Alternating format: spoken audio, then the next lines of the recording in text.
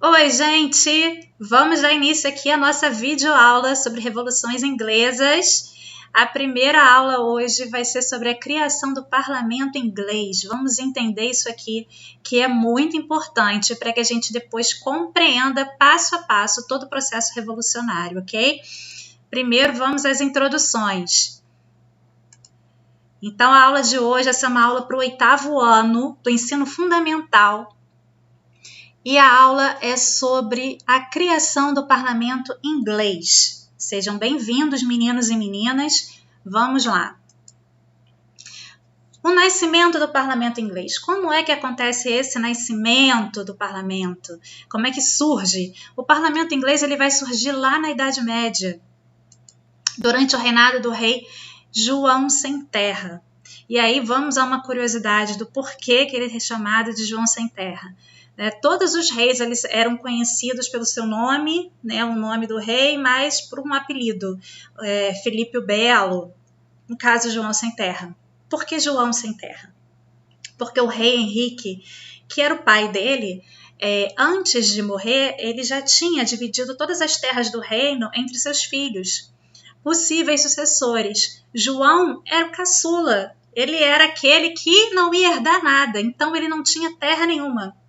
Ele era aquele que era o improvável, mas fez a vida, fez a circunstância, as dificuldades que ele assumisse o trono inglês, já que seu irmão, o rei Ricardo Coração de Leão, faleceu numa cruzada. E ele então assume o trono inglês no ano de 1199.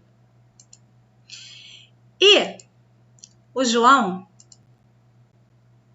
ele estava no meio de uma guerra, de um conflito armado com a França, necessitando de recursos para armar o seu exército. É importante fazer aqui uma observação que uma característica da nobreza inglesa era o fato de que ela não possuía um exército profissional. A Inglaterra tinha uma marinha profissional, mas não um exército. Então, para poder mobilizar, para fazer uma guerra, para mobilizar um exército, era necessário sempre contratar homens que fossem mercenários para atuar naquela batalha específica, naquela guerra específica. Depois esse exército ele era dissolvido. E os nobres eram fundamentais para que existisse esse exército, para que comandasse esse exército. Eles eram, na verdade, a gente lembra lá na Idade Média, quando a gente estudou a Idade Média no 7º ano, que a sociedade era uma sociedade de ordens, Os nobres eram os que lutavam, eram aqueles que eram responsáveis, por defender pela guerra. Então, esses nobres, esse exército, ele foi convocado para entrar em guerra contra a França. E no meio desse conflito foi necessário mais recursos. E de quem o rei resolveu retirar esses recursos? Da nobreza. Então ele vai criar um imposto, um tributo, que vai recair sobre os nobres ingleses. Esse tributo vai ser para financiar essa guerra. Obviamente a nobreza não gostou, não aceitou de bom grado essa cobrança de imposto. Na verdade, ninguém aceita de bom grado uma cobrança de imposto. É algo que é normal, é natural, é de fácil compreensão. Os nobres ingleses não estavam acostumados a pagar tributos, eles estavam acostumados a cobrar tributos, mas não a pagar, mesmo porque eles achavam que já estavam fazendo demais em participar da guerra, em fazer parte do exército. Eles também iam financiar a guerra do reino? Não. Isso foi demais, então eles vão se rebelar contra essa decisão, e durante o ano de 1214 ao ano de 1915 vai acontecer também, além da guerra da Inglaterra contra a França, vai existir uma guerra interna da própria nobreza contra o rei, numa espécie de guerra civil em que o rei vai ser derrotado.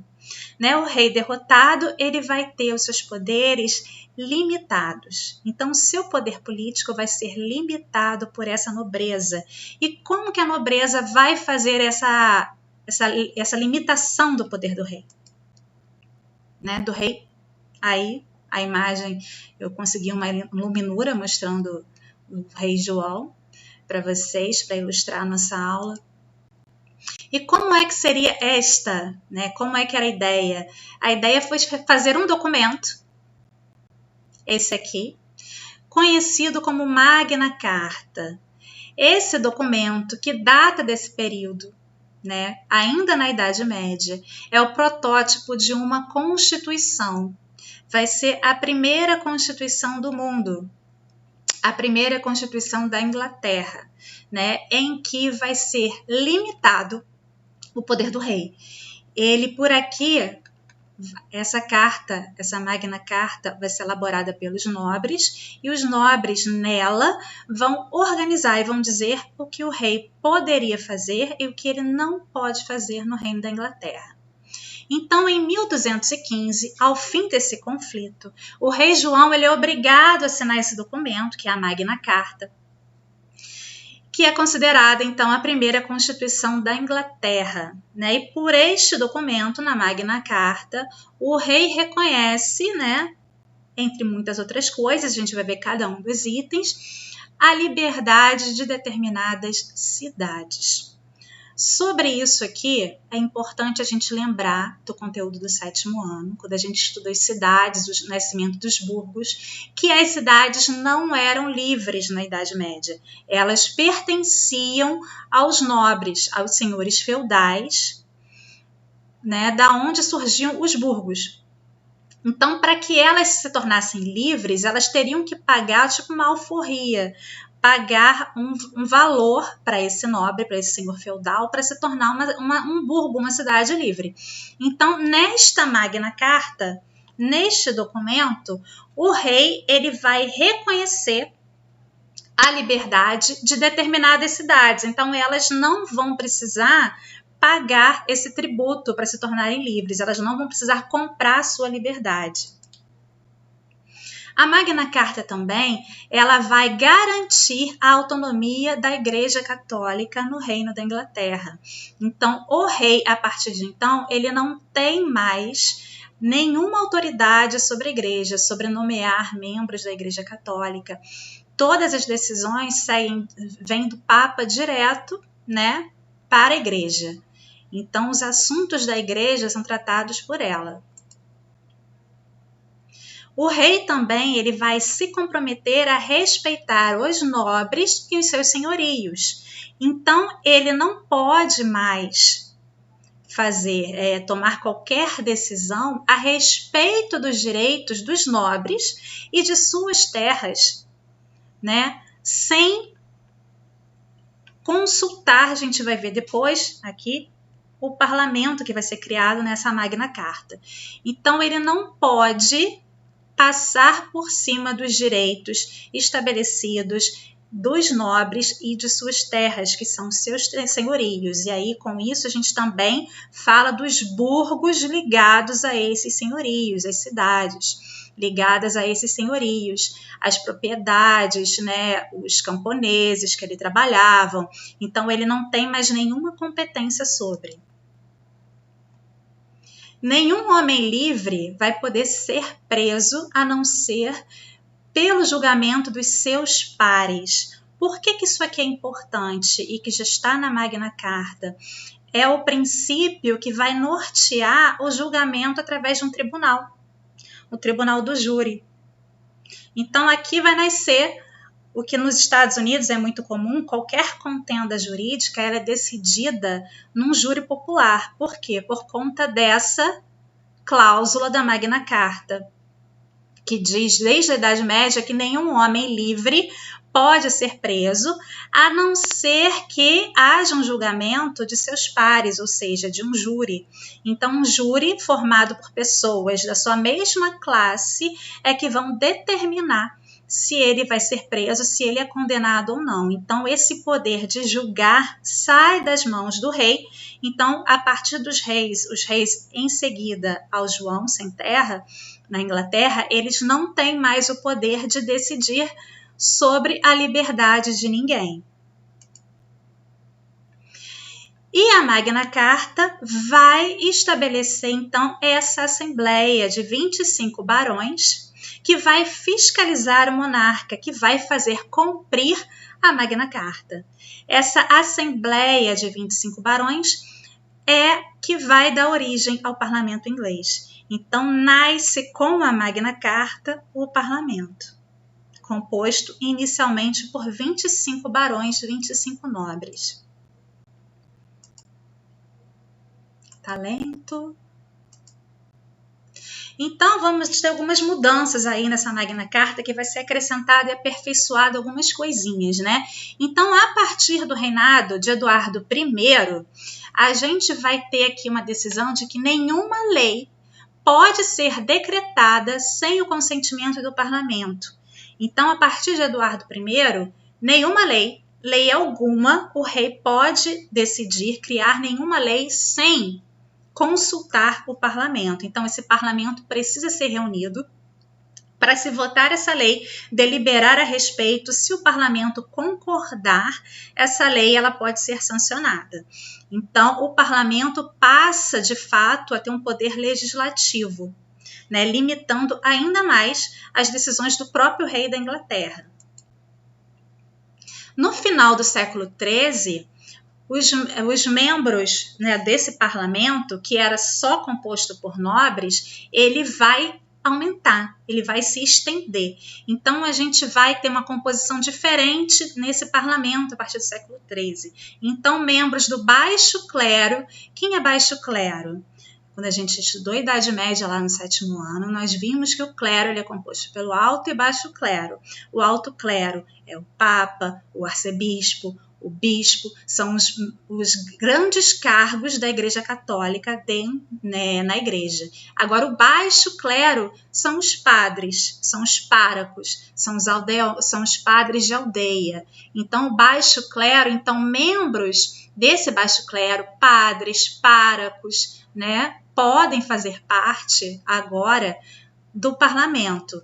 E representantes dos burgos, das cidades. Então, as cidades passam a eleger representantes que vão ser convocados para participar do parlamento e das decisões ali tomadas. Em torno de 1330, o parlamento vai ser dividido em 2 casas, né? E até hoje tem essas... dessa forma, é dividido nessas 2 casas que nós chamamos, né? A Câmara dos Lordes, que a essa época era formada pelo alto clero, lembrando que nós falamos anteriormente, alto clero, quem seria? Né? Bispos, arcebispos da Inglaterra e a nobreza. Já a Câmara dos Comuns, ela vai ser formada por representantes dos condados e das cidades. Então, esses representantes, condados também são cidades. A gente lembra que a nobreza ela surge justamente por uma questão territorial, né? Que o conde ele administra um condado, o marquês ele administra uma marca. Então, o condado é uma localidade, então representantes dos condados e das cidades livres, eles vão eleger um representante, né? Tanto os condados quanto cidades livres, para formar, então, a Câmara dos Comuns. Então, esse parlamento ele vai estar bastante diversificado, já ainda na Idade Média, no século XIV. E a partir do século XIV, o parlamento vai impor, né, isso aqui já existia no século XIII, mas impõe agora uma nova restrição ao poder monárquico, que nenhuma lei, no caso realmente nenhuma, pode ser decretada sem seu consentimento. Então, o rei da Inglaterra, a partir então do século XIV, ele não tem a menor chance de ser um rei absolutista. Ele é um rei que vai dividir o seu poder. Olha aqui, a gente tem o rei e aqui a gente tem a Câmara, o parlamento, com a sua divisão, a Câmara dos Comuns e a Câmara dos Lordes.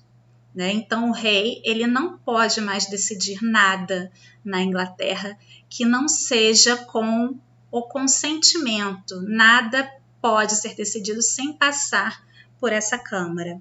Então, a gente pode considerar que na Inglaterra, mesmo que no Estado moderno, possa existir um governo absolutista, que tente se fazer absolutista, não vai ser muito fácil, porque existe essa barreira do parlamento. Então, na Inglaterra, nenhum rei vai conseguir governar de forma absoluta como ele gostaria de governar, como a gente vê nos moldes do absolutismo francês ou do absolutismo em qualquer outro Estado nacional que a gente tenha estudado. Então, a Inglaterra tem essa peculiaridade, né? Os reis aí, eles não podem fazer o que eles querem. Eles precisam jogar junto com o parlamento. Então, vamos encerrar a aula de hoje. Foi rapidinho, 15 minutos e 40 segundos, tá bom? Um beijo, eu espero que tenha sido claro. Qualquer dúvida, a gente vai se falando, deixa comentários, me manda mensagem. Um beijo, até a próxima aula.